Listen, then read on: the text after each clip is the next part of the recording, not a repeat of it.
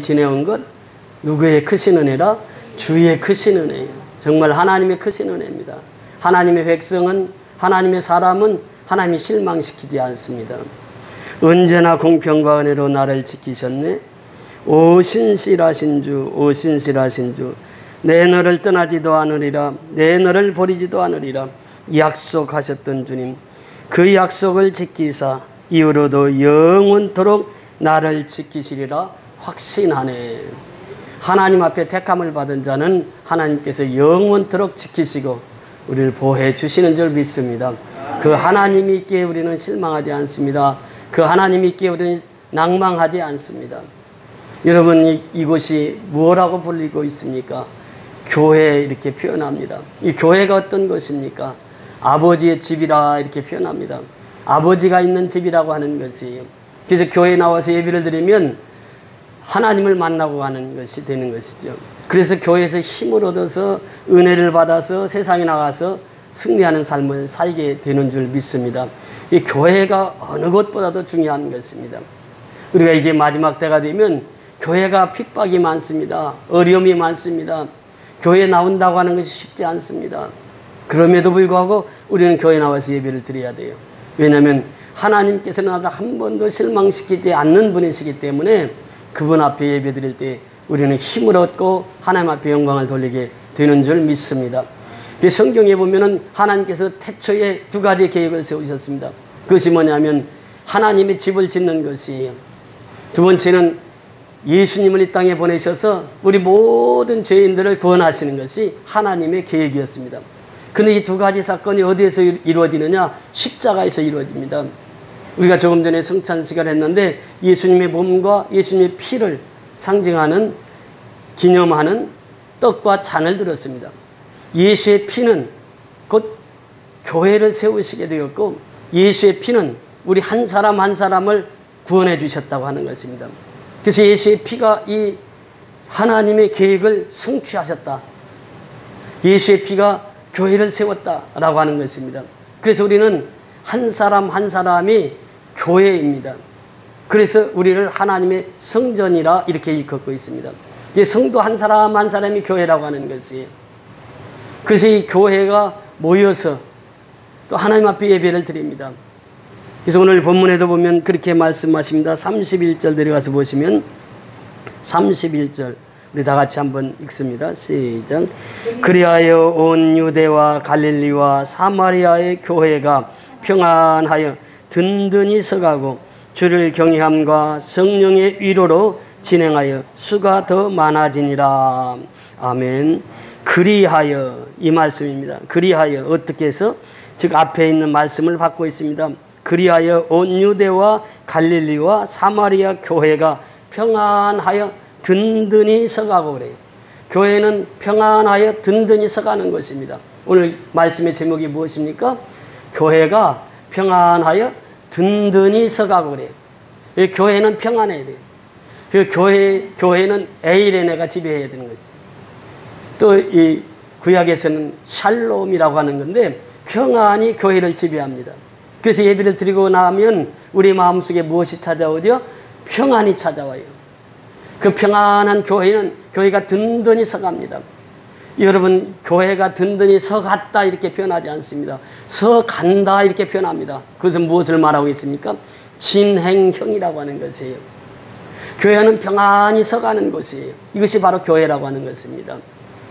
그래서 이 교회는 우리가 다른 말로 표현하면 공사 중이라고 말할 수 있습니다. 여러분, 공사하면은 어떻습니까? 흙먼지가 날리고 그 일일 노동자들이 가서 시멘트 들어올리고 그렇게 해서 건축이 되어 갑니다. 극한 직업이라고 하는 그 프로그램 속에 우리가 인제에 가면 터널이 있는데 그 터널이 우리나라에서 제일 길다고 합니다. 그게 11km인데 11km 터널을 뚫는 것을 뚫는 사람들이 있는데 그걸 보여주는 거예요. 그들은 햇볕을 보지 못합니다. 거기 들어가면 그 터널에서 발파 작업을 해요. 그러니까 화약을 넣어서 그 바위를 깨트립니다. 그러면서 그 일하던 작업부 애들에게 전부 광고를 해요. 5분 전에 다 나오라고 일하는 사람들. 그 광고를 하고 또 3분 남았습니다. 1분 남았습니다. 30초 남았습니다. 5초 남았습니다. 4초, 3초, 2초, 1초. 그래서 이 다이나마이트를 터뜨리면은 거기에 있는 차창들이 막 흔들리고 진동을 합니다. 그렇게 해서 폭파해서 그 굴을 뚫어 나가는 것을 보았습니다. 그렇게 힘든 일이에요. 이 공사 중이라고 하는 것은 지금 진행이 되고 있다고 하는 것이에요. 그 공사가 다 마무리되면 그 터널이 다 뚫어져 가지고 그 터널로 많은 차들이 왕래하는 것을 보게 됩니다. 오늘 우리 그리스도인의 삶은 공사 중이에요. 계속 지어져 간다고 하는 것입니다. 교회도 역시 마찬가지요. 평안으로 계속 든든히 서가는 교회가 되어야 된다고 하는 것입니다. 여기에서 그리하여라고 하는 말은 26절부터 받고 있습니다. 26절 올라가서 보십니다. 26절 시작. 사울이 예루살렘에 가서 제자들을 사귀고자 하나 다 두려워하여 그가 제자됨을 믿지 아니하니. 사울이 어디에 갔다고요? 예루살렘으로 갔습니다. 여러분, 다메섹에서 어떤 사건이 있었습니까? 다메섹에서 복음을 증거하다가 이제 아라비아로 가서 3년 동안을 훈련을 받고 광야에서 훈련을 받고 나왔습니다. 그런데 또 다메섹에서 복음을 증거하다가 이제 성 안에 갇혀 있을 때에 광주를 타고 피신을 했습니다. 구사일생으로 살아났다는 것이죠. 그런데 오늘 보니까 예루살렘으로 갔는데 가서 사도들을 사귀고자 했습니다. 사울의 열정은 누구보다도 강했습니다. 예수 믿기 전에도 예수 믿는 사람들은 얼마나 핍박을 했습니까? 예수 믿은 후에도 예수를 증거하는 일에 있어서 누구보다도 열정이 강했습니다. 그리고 예루살렘의 간 목적은 뭐냐? 사도들과 사귀기 위해서 갔습니다. 왜냐하면 나도 이제 아라비아 광야에서 주님을 만난 사건과 그리고 예수가 그리스도이시여 하나님의 아들이심을 전파하면서 은혜 받은 그 사건들을 나누고자 예루살렘에 가서 사도들을 만나려고 했는데 만나주는 사람이 없습니다. 지금 예루살렘의 제자들이 그렇게 말합니다. 오늘 26절에 보니까 예루살렘에 가서 제자들을 사귀고자 하나 다 두려워하여 그래요. 왜 두려워했을까요? 예루살렘을 출입하면서 사울이 어떤 사람이었습니까? 예수 믿는 사람들 다 색출해서 감옥에 가두고 심지어 스데반은 죽이는 데 앞장섰단 말이죠. 그래서 스데반의 옷을 사울의 발 앞에 갖다 놨습니다. 그러니 예루살렘 제자들이 그를 어떻게 믿느냐는 거예요. 저거 아마 위장해서 와가지고 우리를 잡아가기 위한 속셈일 거야. 그러면서 제자들이 또 사도들이 전혀 믿지를 않습니다. 자, 내려가서 보십니다. 28절 시작. 사울이 제자들과 함께 있어 예루살렘에 출입하며. 자, 이제는 28절 여기에서 보니까 사울이 제자들과 함께 있어 어떻게 해요? 예루살렘을 출입합니다. 이제는 예수 믿는 제자들을 사귀어가지고 그들과 함께 예루살렘을 출입하면서 하나님의 아들 메시아 예수 그리스도를 증거하고 있습니다. 근데 불과 한 절 사이에서 이러한 사건이 이루어지게 되는데 이러한 사건이 이루어지게 된 배경이 무엇인가라고 하는 것이 참 중요합니다. 그래서 오늘 그 말씀을 좀 집중적으로 보고자 하는데 27절입니다. 27절 시작. 바나바가 데리고 사도에게 가서 그가 길에서 어떻게 주를 보았는지와 주께서 그에게 말씀하신 일과 다메섹에서 그가 어떻게 예수의 이름으로 담대히 말하였는지를 전하니라. 자, 여기서 누가 등장합니까? 바나바가 등장해요. 이 바나바가 어떤 사람이었길래 바나바 말은 사도들이 다 듣습니다. 제자들이 다 듣습니다. 바나바가 데리고 와서 사울을 소개해서 사울이 제자들과 사귀게 된 것이에요. 그럼 바나바는 어떤 사람이냐? 우리가 사도행전에 보면 사도행전 그 4장에 보면은 그렇게 말하고 있습니다.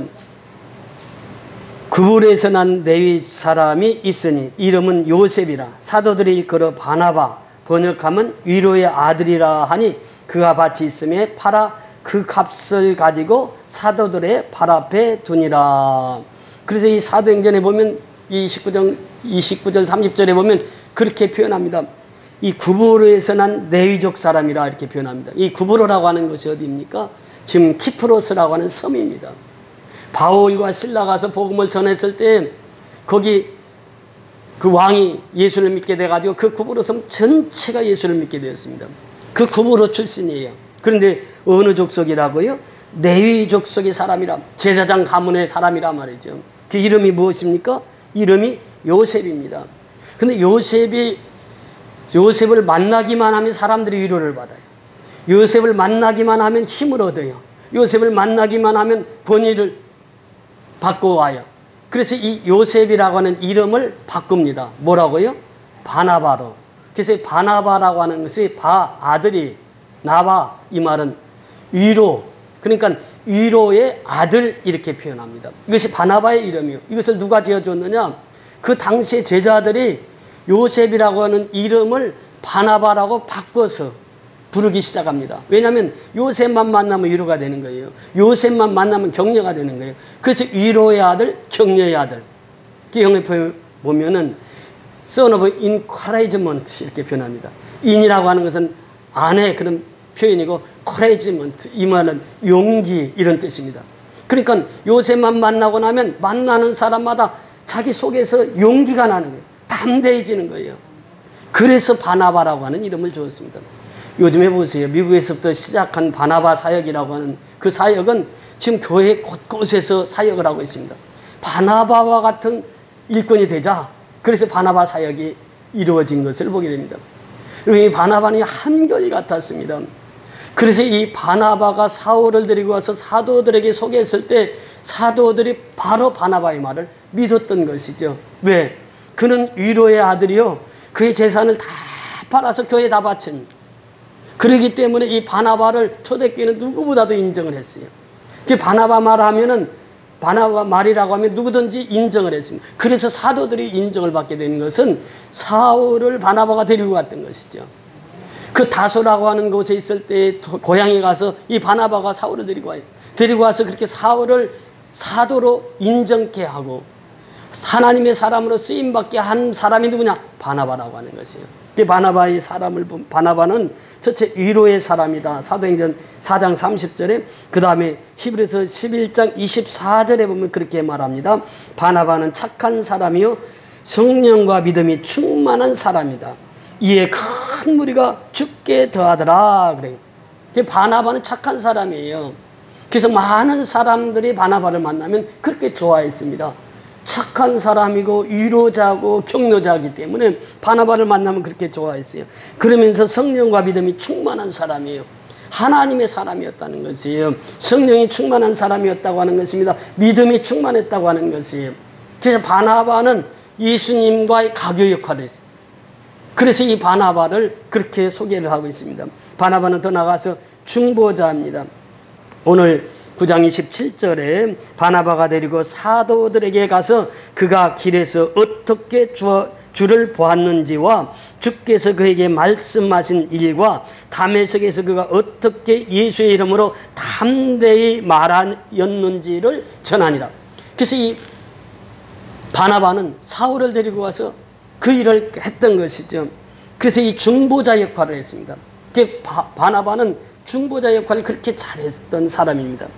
그 다음에 더 나가서 바나바는 어떤 사람이냐? 항상 긍정적인 사람이었습니다.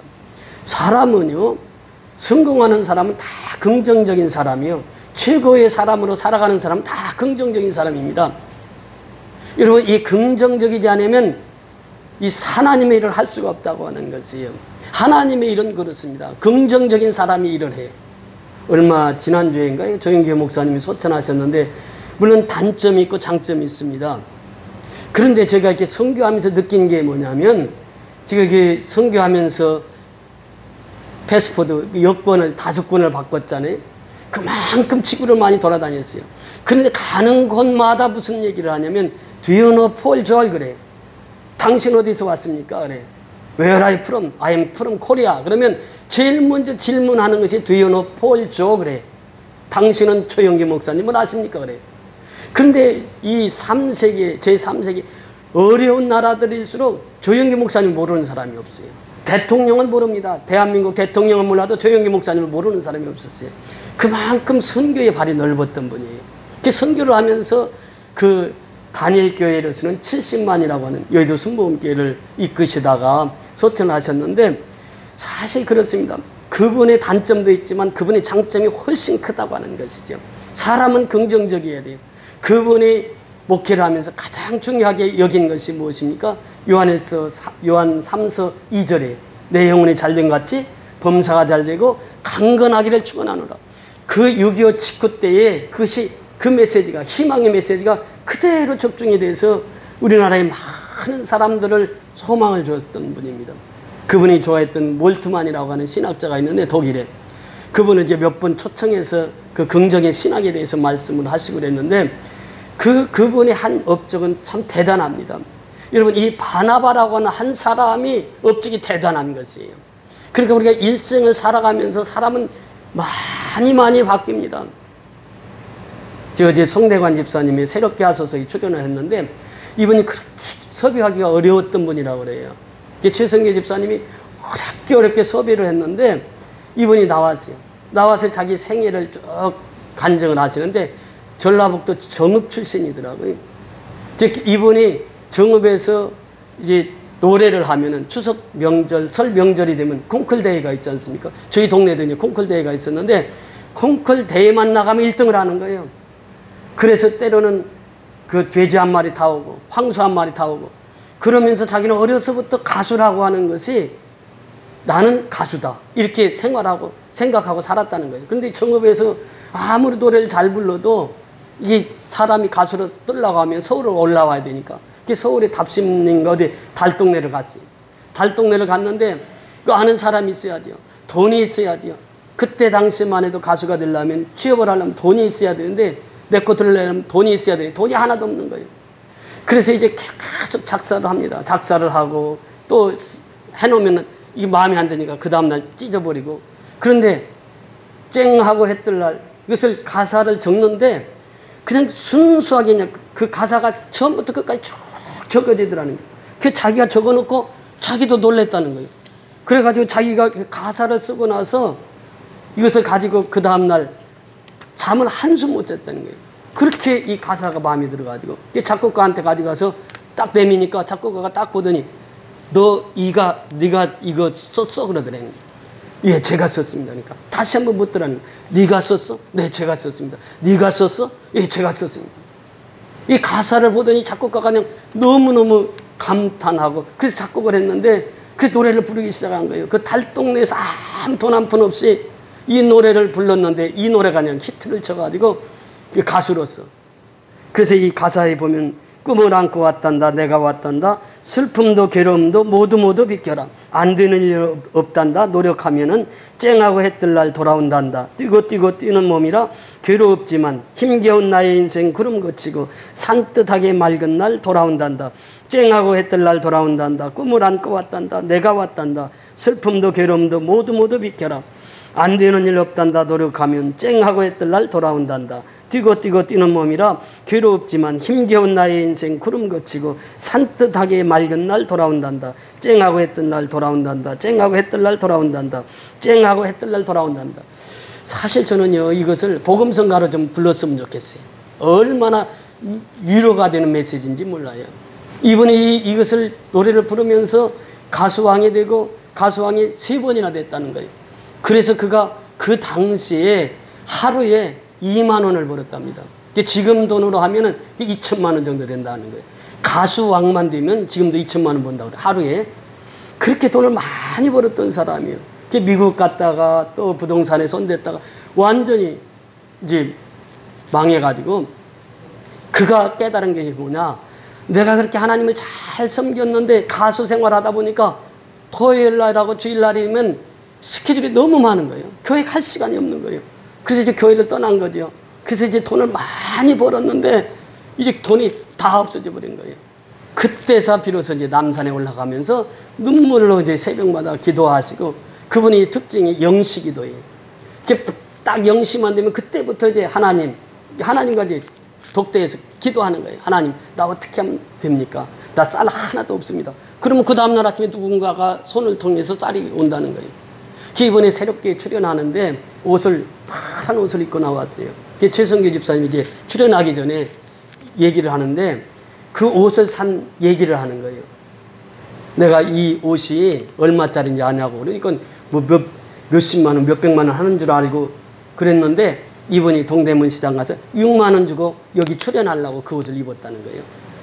그러면서 그렇게 왔는데 지금 그분이 무엇을 하느냐 하면 찬송가를 30곡을 레코드 해가지고 그것을 이제 사람들에게 다니면서 그 복음을 전하는 거예요. 자기 평생에 자기는 복음을 전하며 살겠노라고 그렇게 고백합니다. 인생은요, 잘 나갈 때도 있고 못 나갈 때도 있어요. 그런데 반드시 쨍하고 해뜰 날이 온다는 것이거든요. 그래서 우리가 하나님을 믿으면서 어렵고 힘들 때에 우리는 더욱더 하나님께 소망을 두고 살아가야 돼요. 지금 코로나로 인해서 얼마나 힘들고 어렵습니까? 지금 이제 3,000명대가 처음으로 진입이 되어 있잖아요. 확진자가. 우리나라뿐만 아닙니다. 지금 미얀마도 그렇게 어려워요. 그래서 이 확진자들이 많고 사망자들이 많이 가는데, 지난주에 다른 목사 또 누전도사가 이게 몸이 아픈데 병원에도 못 가고 계속 물어봤어요. 물어봤는데 병원에도 못 갔다, 의사 만나는 의사도 못 만났다, 코로나 검사해봤냐, 코로나 검사도 못했다 그러는 거예요. 그래서 뭐 계속 마음 졸이고 새벽마다 기도했는데 오늘 새벽에 딱 연락이 왔어요. 어제만 해도 그 룻 전도사님은 조금 나아졌는데 자기는 메리식 그래요. 아주 지금도 그렇게 아프다는 거예요. 지난 주일부터 예배 끝나고 나서부터 어제 저녁까지 그렇게 매우 아팠다는 거예요. 그런데 오늘 새벽에 연락이 왔어요. 이제 많이 좋아졌습니다. 그 연락이 왔어요. 그 연락을 받으니까 얼마나 마음이 기쁜지 몰라요. 저기 우리가 이 미얀마 선교하는데 오늘 또 장로님께 동영상을 보여주실 텐데, 거기 제가 쭉 이번 선교하는데 그 액수를 계산을 해봤어요. 그랬더니 1,160만 원이에요. 이번 제 18자 우리 모금한 액수가. 근데 지금까지 하나님께서 그걸 다 채워주시잖아요. 지금 우리 30명 식구들, 지금 이 30명 식구들 가지고 이렇게 해서 3개월에 한 번씩 미얀마 선교를 합니다. 이것이 어떻게 우리의 일이냐는 거예요. 다 이 합력해서 선을 이룬다고 하나님 말씀하셨는데, 이 선교의 후원자들이, 동역자들이 그렇게 참여해 주니까 우리가 그 사역을 감당해 나가는 것이에요. 이 바나바가 그 사역을 한 것이죠. 바나바만 만나면 안 되는 일이 없는 거예요. 그냥 바나바만 만나면 위로가 되고, 바나바만 만나면 격려가 되고. 그 바나바가 중보자요. 바나바는 이 모든 사람들에게 긍정적인 사람으로, 그리고 더 나아가서는 바나바는 동역하는 사람이었다. 사도행전 11장 25절로 26절에 보면 그렇게 말씀하십니다. 바나바가 사울을 찾으려 다소에 만남에 안디옥에 와서 둘이 교회에 1년간 모여있어 큰 무리를 가르쳤고, 제자들이 안디옥에서 비로소 그리스도인이라 일컬음을 받게 되었더라. 그러니까 안디옥에서 1년 동안 바나바와 바울이 사역합니다. 그래서 그 사역한 후에 최초로 그리스도인이라고 하는 그 이름이 안디옥 교회에서 있게 되는 것입니다. 그러니까 지금까지 이렇게 보면요, 바나바가 사울을 전도해서 그 사울을 세웠기 때문에 바나바 바울 이렇게 쭉 소개를 하다가 사도행전 14장에 예후로 가면 어떻게 되느냐, 바울과 바나바 그러면서 나중에는 바나바 이름이 사라집니다. 바나바는 그의 사명에 충실하고 그 동역자로서 그 사명을 충실히 하고 자기 이름을 나타내는 것을 원치 않았고, 그래서 자기 이름이 사라지고, 그래도 바울을 세워서 그 바울 한 사람을 세웠는데, 바울이 세계 선교를 감당하고 기독교에서 가장 큰 역할을 하잖아요. 그 역할을 하게 한 사람이 누구냐, 바나바였다고 하는 것이에요. 그래서 이 바나바 사역을 통해서 어떻게 되느냐, 교회가 든든히 세워져 갔다는 거예요. 그리하여 바나바 사역이 있었기 때문에 그리해서 교회가 평안하여 든든히 서가고 이렇게 변합니다. 이 교회는요, 바나바 같은 사람이 많아야 돼요. 바나바는 협력할 줄 알고, 바나바는 동역할 줄 알고, 바나바는 긍정적인 사람이고, 바나바는 착한 사람이고, 그래서 이 바나바와 같은 사람이 많을 때 교회는 든든히 서간다고 하는 것입니다. 우리 선교연합교회가 그렇지 않습니까? 정말 교회가 든든히 서가는 이유는 무엇입니까? 바나바와 같은 사람들이 많아요. 교회를 사랑하는 사람들이 많아요. 예수를 뜨겁게 사랑하는 사람이 많아요. 그러니까 맨 첫 자리에 교회를 생각하는 거예요. 교회를 생각하면서 교회에 뭐가 필요할까? 교회에 어떻게 하면 내가 봉사할 수 있을까? 교회에 어떻게 하면 헌신할 수 있을까? 이것이 바로 우리의 삶이잖아요. 그러니까 선교연합교를 통해서 하나님 역사를 이루시는 거예요. 오늘은 새벽 기도가 5시 반인데 3시 45분부터 교회에 오시는 분이 있어요. 또 우리가 11시 예배인데 8시 한 40분부터 교회에 오시는 분이 있어요. 그러니까 그 와서 기도하러 준비하는 거예요. 그래서 오늘 예배를 내가 통해서 은혜를 받아야 되겠다. 그 받은 은혜 가지고 또 한 주간을 힘있게 살아갑니다. 여러분, 그래서 교회가 든든히 세워져가는 모습을 우리에게 말씀하시고 있습니다. 그래서 오늘 본문을 통해서 우리에게 주시고자 하는 메시지가 무엇입니까? 그 바나바라고 하는 사람, 그 사람을 하나님께서는 귀히 쓰셨다고 하는 것이, 그 사람을 통해서 사울이 사울되게 하시고, 그래서 사울이 또 복음을 전합니다. 29절 30절 같이 보십니다. 29절 30절 시작. 또 주 예수의 이름으로 담대히 말하고 헬라파 유대인들과 함께 말하며 변론하니 그 사람들이 죽이려고 힘쓰거늘 형제들이 알고 가이사르로 데리고 내려가서 다소로 보내니라. 아멘. 여러분, 광야에서 그렇게 훈련을 받고 왔는데 그 결과가 무엇입니까? 지금 그 다메섹에서 일어난 사건들 보세요. 사울을 죽이겠다고 하는 것이에요. 또 성 안에 갇혀서 죽을 수밖에 없는 상황이었어요. 간신히 살아서 나왔는데 예루살렘에 가서 제자들 사귀어가지고 이제 복음을 좀 전하려고 하니까 또 어떻게 해요? 제자들이 사울을 죽여야 된다는 거예요. 그러니까 제자들이 그 사울을 데리고 어디로 가느냐? 가이사라로 갑니다. 여러분, 가이사라라고 하는 것은 항구입니다. 그런데 거기가 항구가 될 수 있는 위치는 아니에요. 그런데 이 인조, 사람들이 만든 항구입니다. 가이사르를 중심으로 해서 가이사르가 아주 큰 대도시를 이루게 되는데, 가이사르 잠깐 갔다가 거기서 어디로 또 보냅니까? 다소요. 다소는 어디입니까? 자기 고향입니다. 다소로 보내서 사울은 이제 거기에서 좀 잠잠하니 있게 하는 거죠. 그리고 이제 바나바가 또 다시 불러내서 사역을 하게 되는데, 그렇게 해서 사울이 예수 만나고 나서 계속 선한의 길을 걷는 거예요. 십자가의 길을 걷는 거예요. 그래, 우리가 예수 믿으면 다 잘 될 것이다. 물론 잘 돼야 되는 것이죠. 그런데 어려움도 있다는 것이에요. 순환도 있다고 하는 것입니다. 십자가의 길이 있다고 하는 것이에요. 그래서 우리는 십자가의 길을 가는 것이에요. 사울이 그렇게 십자가의 길을 가고 있습니다, 지금. 그런데 그 사울의 십자가의 길을 누가 보고 계셨느냐? 하나님이 다 보고 계신 것이에요. 그러면서 사울이 이 사울되게 만들고 바나바를 통해서, 그래서 이제 사울이 사울의 역할을 하고 바나바는 바나바의 역할을 통해서 하나님 앞에 영광을 돌릴 때 교회가 다 아시아에 있는 교회들이 든든히 서가게 되었단 말이죠. 평안함으로 든든히 서가고, 두 번째는 뭐라고 말씀하시고 있습니까? 31절 다시 한번 읽습니다. 31절 시작. 그리하여 온 교회와 갈릴리가 사마리아 교회와 평안하여 든든히 서가고 주를 경외함과 성령의 위로로 진행하여 수가 더 많아지니라. 두 번째 교회가 성장하는 것은 무엇입니까? 주를 경외함과 이렇게 표현합니다. 주를 경외한다고 하는 것이 무엇입니까? 경외한다는 말이 이 야레라고 하는 말인데, 이 야레라고 하는 말은 창세기 22장에 보면 하나님께서 이삭을 바치라고 아브라함에게 명합니다. 그런데 그 22장 1절에 보면 하나님이 아브라함을 시험하여 가로되 그래요. 하나님이 아브라함을 시험해요. 그러면서 독자 이삭을 바치라 그래요. 그 이삭을 바치는데 모리아산까지 사흘 길을 가잖아요. 가서 번제단 위에 이삭을 잡으려고 할 때 이제 묻고 칼을 뽑아서 이삭을 잡으려고 할 때 그때 하늘에서 음성이 들리잖아요. 아브라함아, 아브라함아, 내 아들 이삭에게 손대지 말라. 그래, 너는 뒤를 돌아보라. 그 뒤를 돌아보니까 수풀에 양이 걸려있는 그 양으로 번제를 드립니다. 이 과정을 전체 보신 하나님께서 이 아브라함은 하나님을 경외했다 이렇게 표현합니다. 무엇을 말하고 있습니까? 아브라함에게는 내 아들 이삭, 100세에 난 아들 이삭, 그 아들을 바치면은 하나님께서 다시 살려주실 것이다라고 하는 부활의 믿음이 있었다고 하는 것이에요. 그 히브리서 11장에 아브라함의 부활의 믿음을 소개하고 있습니다. 그 아브라함의 그 확실한 부활의 믿음이 있었어요. 그 주를 경외하는 자들은 야레라고 하는 그 말은 아브라함이 하나님을 확실히 믿었던 것처럼 그 믿음이 있어야 하나님을 경외하는 자라 이렇게 말한다고 하는 것이에요. 또 한 가지 의미는 하나님께서 에덴 동산에서 아담을 창조해서 아담과 함께 기거합니다. 그러면서 아담아, 아담아, 그럼 하나님 나 여기 있습니다 하고 예 하고 대답을 했어요. 그런데 선악과를 따먹고 나서부터는 하나님이 불러도 아담이 대답이 없는 거예요.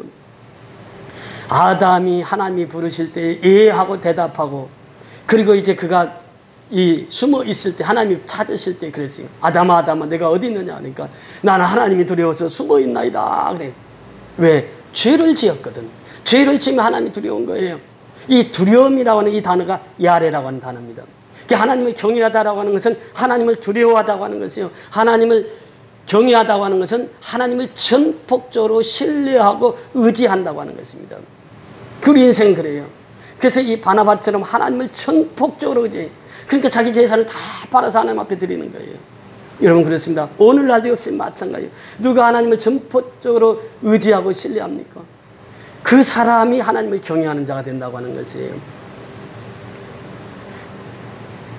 그 시골에서 행복하게 사는 가정이 있었는데 며느리가 키가 좀 작았어요. 작았는데 명절이 돼가지고 음식을 준비하려고 하는데 저 찻장 위에 그 참기름이 있었어요. 근데 참기름을 꺼내려고 하는데 키가 작아가지고 펄쩍펄쩍 뛰다 탁 참기름을 잡았는데 그 참기름이 딱 깨져버린 거예요. 그러니까 그냥 마음이 두근반 하는데 시어머니가 딱 오셨어요. 시어머니가 와서 보니까 참기름, 그렇게 아끼는 참기름이 딱 깨져가지고 바닥에 다 흩어져 있어요. 그러니까 시어머니가 하는 말이, 며느라가 내가 잘못했구나. 내가 그 높은 천장에다 놔가지고 그래 네가 꺼내다가 그렇게 됐네. 내가 잘못했다. 내가 거기다 둔 것이 내가 시어머니가 잘못이지. 그러면서 또닥또닥 하고 있는데 그 다음에 시아버지가 들어오는 거예요. 시아버지가 들어오면서 딱 보니까 참기름병 깨져 있지. 그리고 이제 며느리와 그 시어머니가 그러고 있지. 그러면서 시아버지가 들어오면서 하는 말이 무슨 말인가 하면, 얘야 며느라가 내가 잘못했다. 내가 천장을 네가 키가 작으니까 조금 이 천장을 이렇게 낮게 했으면은 네가 참기름병을 안 깼을 텐데 이렇게 내가 높이 다른 거 내가 잘못했다. 여러분 이 이야기 속에서 우리에게 무엇을 얘기하고 있습니까? 이제 우리가 마지막 때가 되면 우리는 철저히 하나님 앞에 회개하는 마음이 있어야 된다고 하는 거예요. 하나님 앞에 은혜 받는 사람은 어떤 사람이냐? 철저히 회개하는 사람이에요. 하나님을 경외하는 사람은 어떤 사람이냐? 철저히 회개하는 사람이에요. 회개하는 사람은 어떤 사람이냐? 내 탓이다라고 하는 거예요. 내 탓. 그 김수환 추경이 가면서 그 말을 남기고 갔잖아요. 내 탓이요. 사실 우리가 이 내 탓이요 이것이 사라진 시대에 우리가 살고 있어요. 여러분 하나님을 경외하는 사람은 매일처럼 내 탓이요 이것이 먼저 우선되어야 된다고 하는 것이에요. 그러면 행복한 가정을 이룰 수 있다고 하는 것이요. 내 탓이요 하면 내가 행복한 신앙생활을 할 수 있다고 하는 것이요. 바나바처럼 위로의 사람, 또 사울처럼 이제 사명을 감당한 그 사람이 되기 위해서는 먼저 내가 하나님 앞에 철저히 내려놔야 돼요. 그리고 나의 자신을 돌아봐야 돼요. 내 탓이요. 우리 오면서 그 미얀마 이번 18자 설교 동영상을 이제 배 집사님하고 잠깐 보았습니다. 배 집사님이 그 고백을 하는 거예요. 목사님, 장로님 그렇게 눈물을 흘려서 씨를 뿌리더니 참 좋은 열매들을 맺고 있군요. 그 얘기를 하는데 얼마나 위로가 되는지 몰라요. 그래서 이제 차를 받쳐놓고 보니까 대추가 이게 많이 떨어졌어요. 대추, 마른 대추를 두 주머니에다 가득 넣어가지고 오면서 무슨 생각이었냐면, 그래 우리 선교연합교회는 이 두 주머니에 가득 찬 대추처럼 우리 열매는 많아. 지금 미얀마의 그 많은 열매들을 보면서 얼마나 감사한지 몰라요. 여러분 한 사람 한 사람이 미얀마를 섬기면서 기도할 때마다 그런 느낌을 가지지 않습니까? 정말 미얀마는 하나님께서 우리에게 주신 사역지고, 이 미얀마를 위해서 우리가 기도했을 때, 선교할 때 하나님께서 많은 동역자들을 붙여주셔서 정말 우리가 쌀 보내지 않으면 그들은 굶어 죽습니다. 근데 지금 이렇게 쿠데타 상황 속에서 또 코로나 상황 속에서 우리가 꾸준하게 쌀을 보내서 그들의 생계를 유지하게 하고, 그뿐만 아니라 또 이번에는 집을, 또 이번에는 성경을, 그렇게 해서 그 사역을 감당케 하시는 그 하나님을 높이 찬양합니다. 여러분 우리가 날마다 그 하나님 앞에 설 때에 내 자신을 돌아봐야 돼요. 내가 참 부족하고 연약한 것이 많구나. 철저히 회개하는 자를 통해서 하나님께서는 더 크게 사용하실 줄 믿습니다. 그래서 여러분들이 바나바처럼 교회에 잘 섬겨서 우리 선교연합교가 든든히 서가는 선교연합교를 만들어가는 저와 여러분이 다 될 수 있기를 주의 이름으로 축원을 드립니다. 할렐루야. 고맙고